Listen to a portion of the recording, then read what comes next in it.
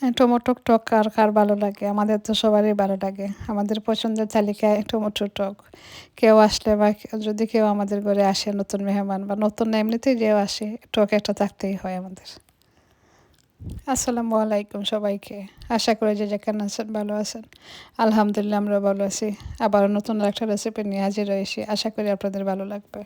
রেসিপিটা হচ্ছে টমেটো টক বা টমেটো ঠ্যাঙ্গা যে যাই বলেন, জিনিসটা তো সমানই। তাই আজকে এই রেসিপিটা নিয়ে আসলাম। খুবই সিম্পলভাবে বানাবো আমি, সেটাই আপনাদের সাথে শেয়ার করব।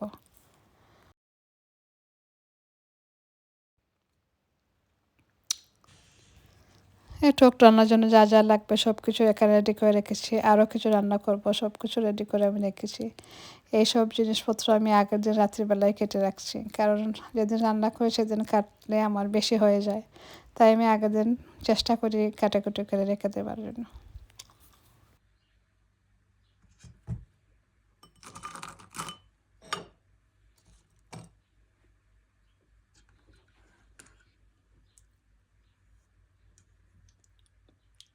এই তো আজকে টমেটোর টক রান্না করব বা ঠ্যাঙ্গা রান্না করব বড় মাছের মাথা দিয়ে। আর সাথে আছে কিছু ডিম, মাছের ডিমও দিয়ে দেবো, সেটা দিয়ে আজকে রান্না করব। তো এখানে শুটকি রান্না করবেন আমার শাশুড়ি, ওনার জন্য রেডি করে রাখছি। এবার আমি টক রান্নার জন্য টমেটো নিয়েছি, একটা লেবু নিয়েছি, এরপরে শুকনো বড়ই নিয়েছি। এটা ছিল ফুটা মাছ, অনেক বড় মাছটা ছিল। এই মাছের মাথাটা আমি রান্না করে নিয়ে টক রান্নার জন্য রেখে দিয়েছিলাম। এই তো বসিয়ে দিলাম। এখানে প্রথমে আমি সামান্য একটু তেল দিয়ে দিলাম, পরে রসুন দিয়ে দিলাম। সামান্য কয়টা রসুন দিয়ে বাগারটা দিয়ে দিলাম। আরও কিছু রসুন দিব পেঁয়াজের সাথে। আমি রসুনটা যখন একটু ভাজা ভাজা হয়ে যাবে তখন দিয়ে দেবো পেঁয়াজ। রসুনটা যখন ভালোভাবে ভাজা হয় বা ব্রাউন হয়, তরকারির মধ্যে খেতে খুবই ভালো লাগে, কারণ একটা স্মেল আসে, এত মজার ঘ্রাণ আসে রসুনটার মধ্যে। সেই জন্যই আমি একটু ভাজা ভাজা করে রসুনটা দিই। এখন দিয়ে দিলাম পেঁয়াজ। এখানে আমি একটা পেঁয়াজ দিয়েছি, কারণ টকের মধ্যে তো এত মশলা আমি দেবো না, তাই পেঁয়াজটা একটু বেশি দিয়েছি।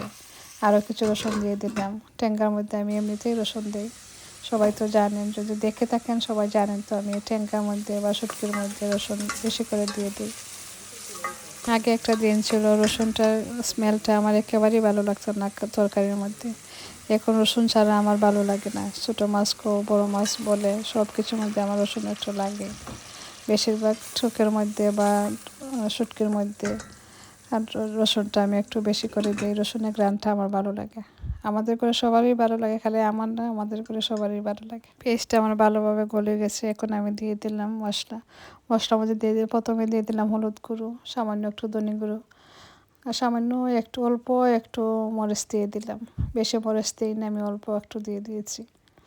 সব কিছু দিয়ে ভালোভাবে নাড়াচাড়া করে দিয়ে দিয়ে দেবো।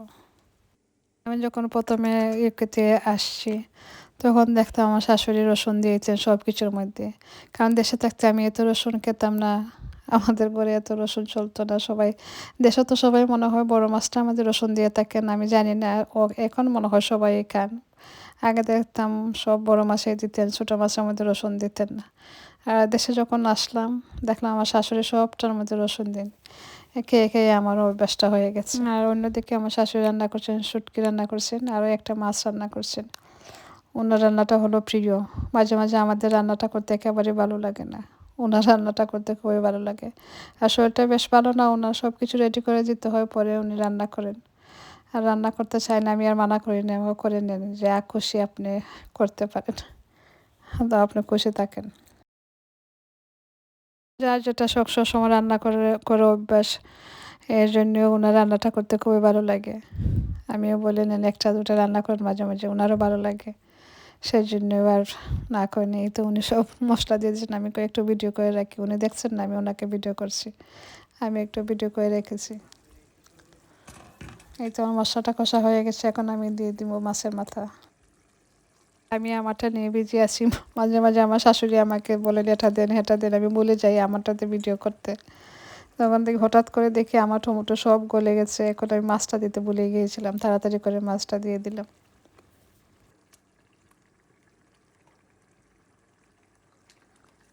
গুলো মাছ দিয়ে আমি আলতো করে নাড়াচাড়া করে নিচ্ছি। এই মাছটা এত নরম, একটু নাড়াচাড়া করলে ভেঙে যাবে, তাই আমি আলতো করে একটু নাড়াচাড়া করে ডেকে রেখে দেবো।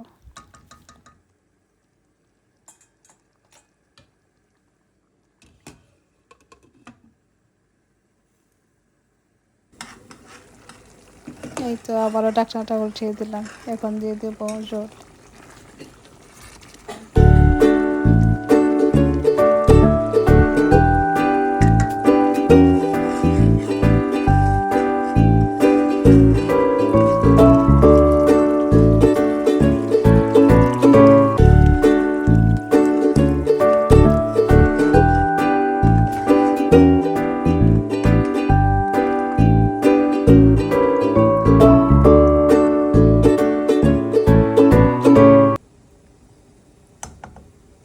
ঝোলটা দেওয়া শেষ হয়ে গেছে, এখন আমি ঢাকনা দিয়ে আবারও ডেকে রেখে দেবো।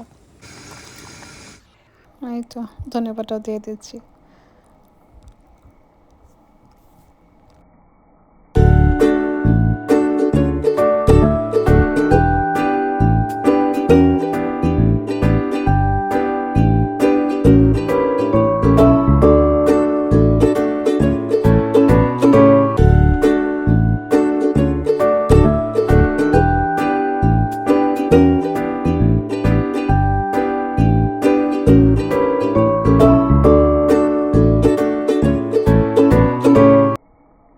রান্নাটা হয়ে গেছে, এখন আমি নামিয়ে নিব।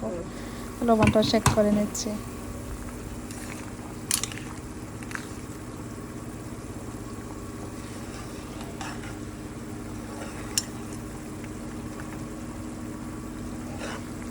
কিন্তু আমার লবণটা একেবারে পারফেক্ট হয়েছে। আর অন্যদিকে আমার শাশুড়ির দুয়োটা খাইও হয়ে গেছে, উনিও নামিয়ে চলে গেছেন নামাজের জন্য। আমি মোটামুটি রান্নাটা শেষ পর্যায়ে এসে গেছে, সব কিছু শেষ করে আমি কাজ সব কিছু ক্লিন করে আমিও চলে যাব। আমাদের রান্নাটা শুধু নাই তো, আরও তো কত কাজ থাকে, ক্লিন করা, কিচেন পরিষ্কার করা। রান্নাটা তো মোটামুটি হয়ে যায় থাকতে। এই তো আমার টক রান্নাটা কেমন হয়েছে, দেখতে তো দারুণ হয়েছে, খেতে অনেক মজা হয়েছিল।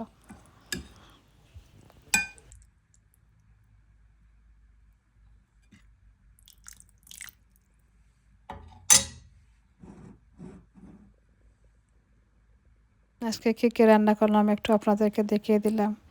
আমার ভিডিওটা শেষ প্রান্তে চলে এসেছি। যদি আমার ভিডিওটি আপনাদের কাছে ভালো লাগে, প্লিজ সাবস্ক্রাইব করে আমার সাথে থাকবেন। ভালো লাগলে একটা লাইক দিয়ে দিবেন, শেয়ার করবেন। আজকের মতো এ পর্যন্ত, এসে ভালো থাকবেন, সুস্থ থাকবেন। আল্লাহ হাফিজ, আসসালামু আলাইকুম। দেখা হবে আর নতুন কোনো ভিডিওতে, নতুন কোনো দিন। সেই পর্যন্ত সবাই ভালো থাকবেন, সুস্থ থাকবেন।